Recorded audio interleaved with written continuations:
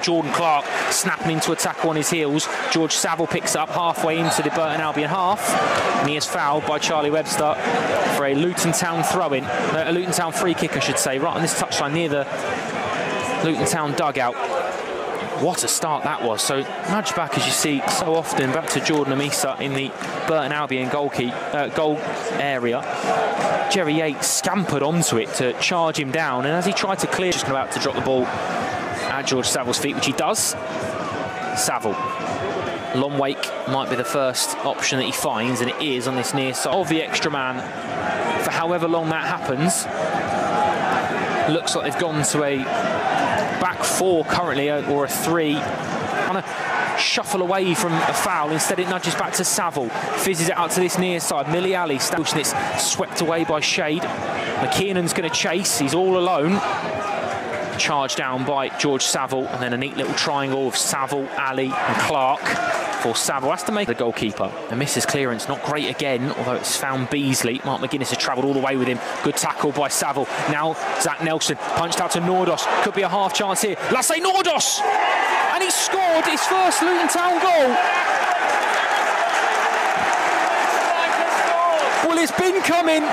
Lasse Nordos has grown his way into this Luton Town team the last couple of weeks.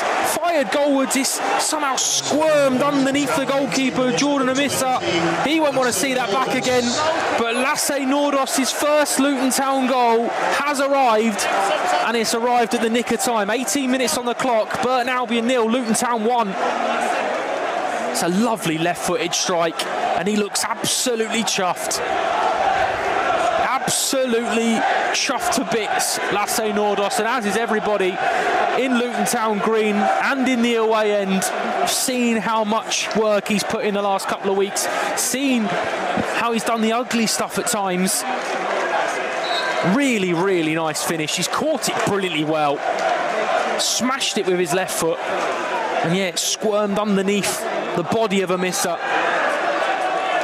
And the slight delay as it kind of like slowly trickled into the back of the net, and then the away end at the far end of the stadium. Absolutely delighted. Again, it's intriguing to watch the different styles of the two benches. Gary Bowyer just on clearance. Luton inside their own half find a way to nudge it to George Saville, who can start to motor forward into Zach Nelson. Runs around the outside of Charlie Webster first. Saville's left in a heap on the far side for an off the ball coming together, and Luton will take a few seconds before taking the throw in, see if George Saville's okay. He's a bit of a warrior, as George Saville. I'd be very surprised if he's not back up on his feet in a matter of seconds. Rain has started again, which will make the surface a little bit slippier. Will certainly benefit those in the middle of midfield for both teams who want to get on the ball and make things happen. And he is back on his feet, George Saville. A little hobble, little limp, but he's back amongst it as Chris Mokosso dries the ball off before perhaps loading a long throw. Nordos might well be the target. Jerry Yates only 5 or 6 yards to the right of him. I wonder if a little knock on, that little flick on will be the target. Certainly is that way, but Stadium.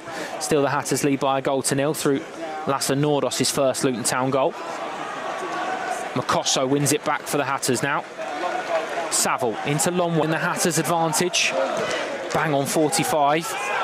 Can Luton increase that advantage before McGuinness? Nodded into a good area, but George Saville can rescue it. Luton are down 2 players on the pitch currently, because travelling their number well over 1,000 come here to the Pirelli this afternoon. Saville with the flick on from goal from 1 and 2, where George Saville now wins it back.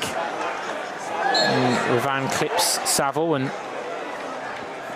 free kick midway into the Luton Town half. George Saville's been through the wars this afternoon.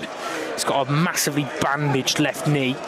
Away from Lofthouse, back into Saville, scoops it inside, little clip surely on there on George Saville. So asking, and Nordas and Saville, and no one can really get a bit of head tennis. Slow play down, I guess. But now an opportunity for Luton to reload. And with A little over 5 minutes left of the 90. George Saville wanders over to get a round of applause from some of those in this additional block of travelling fans. Saville or Walsh, who will be given the opportunity to distribute for the Hatters on this occasion. Might favour, well, to be honest with you, the angle of it kind of favours either, doesn't it? George Saville can really whip it round to that far post, whereas Walsh can probably use Webster as a bit of a guide and deliver it into that column of uncertainty, which is exactly what he does do. Skips off the turf, but it's defended at the near post.